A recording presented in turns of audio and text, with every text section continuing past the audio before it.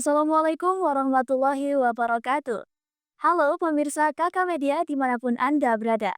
Senang sekali rasanya saya Aini dapat kembali hadir menjumpai pemirsa Kakak Media dalam program kajian Kakak Media. Dalam program ini, kami menyajikan sebuah ruang dialog penuh makna yang akan membahas agama, pengetahuan, dan juga tentunya segala isu yang sangat penting dan tentunya relevan dalam kehidupan kita sehari-hari. Hari ini, kita akan membahas dua hal yang penuh makna dalam bulan istimewa, yaitu bulan Ramadan. Kita akan membahas tentang Al-Quran dan juga Lailatul Qadar. Pada diskusi kali ini, kita akan menyingkap apa saja kemuliaan yang ada di antara keduanya. Nah pemirsa, pembahasan kita hari ini sangat menarik karena sebentar lagi kita akan menyambut bulan suci Ramadan. Tentunya pembicaraan kali ini sangat relevan dengan kehidupan kita saat ini. Nah, mengenai tentang Lailatul Qadar dan juga Al-Quran, tentunya muncul nih banyak sekali pertanyaan besar. Bagaimana kita bisa merasakan kemuliaannya? Kemudian bagaimana caranya kita menerapkan kemuliaan-kemuliaan tersebut dalam kehidupan kita sehari-hari? Nah, maka dari itu bersama saya sudah ada seorang narasumber yang hebat dan tentunya berkompeten dalam hal ini. Nah, langsung saja kita sambut narasumber kita pada siang hari ini. Ada Kak Thohirul Ma'ruf. Assalamualaikum Kak Thohirul Ma'ruf. Waalaikumsalam warahmatullahi wabarakatuh. Sebelumnya saya ucapkan terima kasih banyak kepada Kak Thohirul Ma'ruf yang sudah meluangkan waktunya ya dan bersedia hadir menjumpai pemirsa Kakak Media. Mungkin buat Kak Thohirul Ma'ruf, sebelumnya panggilannya Kak siapa ini enaknya? Tohir, Kak Thohir ya? Oke Kak Thohir mungkin bisa perkenalan dulu kepada pemirsa Kakak Media. halo, saya Tubagus Muhammad Tohirul Ma'ruf, asal dari Banten.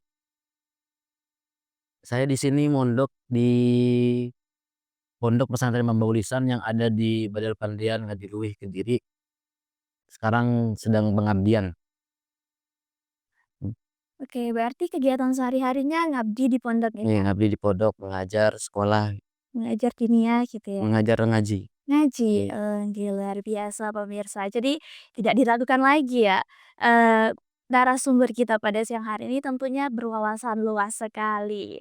Nah baik hadirin, langsung saja kita akan memulai diskusi pada siang hari ini dan tentunya kita akan mengupas tuntas tentang apa saja kemuliaan Al-Quran dan juga Lailatul Qadar.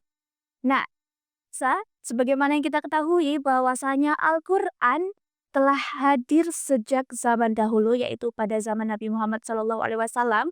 Nah, mungkin bisa dijelaskan dulu nih Kak Tohid. Bagaimana tahapan-tahapan turunnya Al-Quran dan mengapa sih kok Al-Quran ini diturunkan secara berangsur-angsur begitu Kak? Baik, eh, bagaimana tahapan turunnya Al-Quran dan mengapa Al-Quran Diturun diturunkan tur- dengan angsur. Jadi Al-Quran itu turun melalui tiga tahap. Melalui tiga tahap. Tahapan yang pertama, Allah menurunkan Allah menurunkan Al-Quran itu langsung menurunkan Al-Quran ke Lauh Mahfuz. Nah, dari Lauhul Mahfuz itu Allah menurunkan ke Baitul Izzah. Baitul Izzah itu tempat yang ada di langit dunia. Nah, dari Baitul Izzah Allah menurunkan Al-Quran ke hatinya Nabi Muhammad melalui malaikat Jibril secara berangsur-angsur sesuai kebutuhan keadaan Nabi Muhammad pada waktu itu.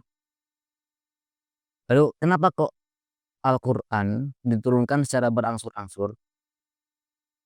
Karena pertama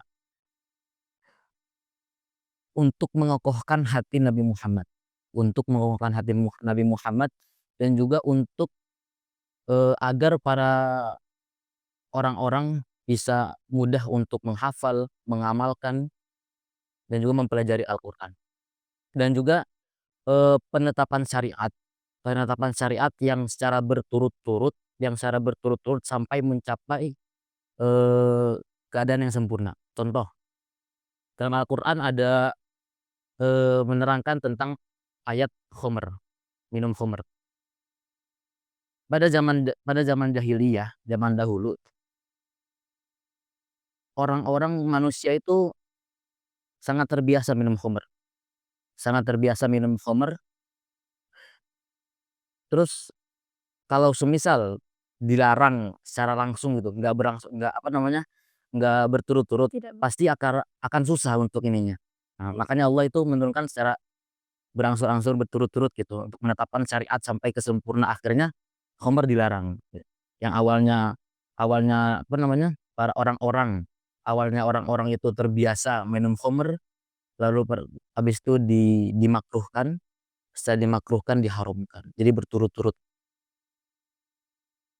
begitu, berarti kaitannya dengan sesuai kebutuhan. Iya, sesuai kebutuhan. Karena kalau misalnya kita ambil contoh Homer tadi, kalau misalnya yang mereka, sangat suka sekali Homer kemudian langsung diharamkan, itu nanti justru timbulnya malah mereka ingkar gitu, Iya, bisa tidak tidak ikut ya. mendapat.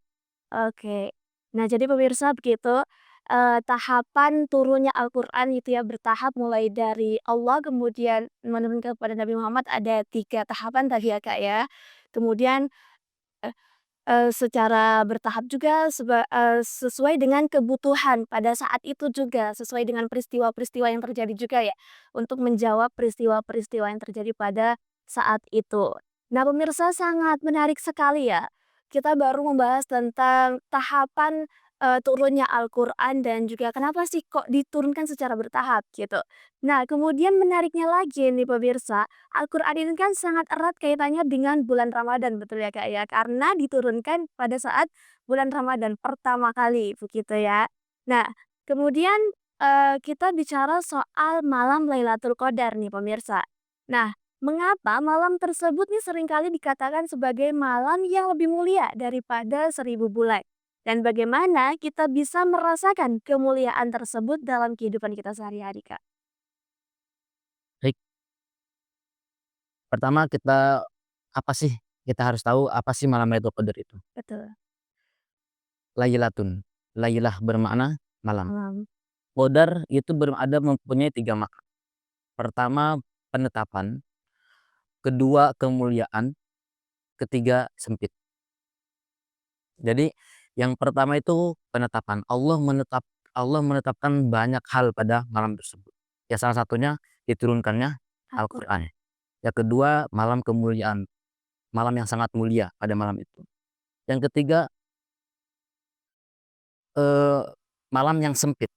Kenapa sih disebut sempit? Karena pada malam tersebut turun banyak sekali malaikat, turun banyak sekali malaikat. Nah, terus bagaimana kita bisa merasakan pada malam tersebut? Nah, jadi ada tanda-tanda tanda-tanda kita bisa merasakan malam Lailatul Qadar, itu dalam Al-Qur'an disebutkan 2 hal. Tanazzalul malaikatu warruhu fiha bi'izni rabbihim min kulli amrin salamun hiya hatta matla'il fajr. Yang pertama, turunnya malaikat. Turunnya malaikat dan juga turunnya banyak sekali malaikat dan juga malaikat Jibril. Nah, turunnya malaikat kita nggak bisa tahu nih, nggak bisa tahu, oh malaikat kan makhluk yang gaib, Kak. Mereka makhluk makhluk yang gaib, kita nggak bisa tahu nih kalau malaikat itu turun. Iya, betul. Nah, terus malaikat, dengan adanya malaikat itu kita bisa, mengokohkan hati dan juga bertambahnya kebaikan. Contoh gini, saya lagi jalan, atau ada orang atau Mbaknya lagi jalan nih, lagi jalan nemu barang nemu barang,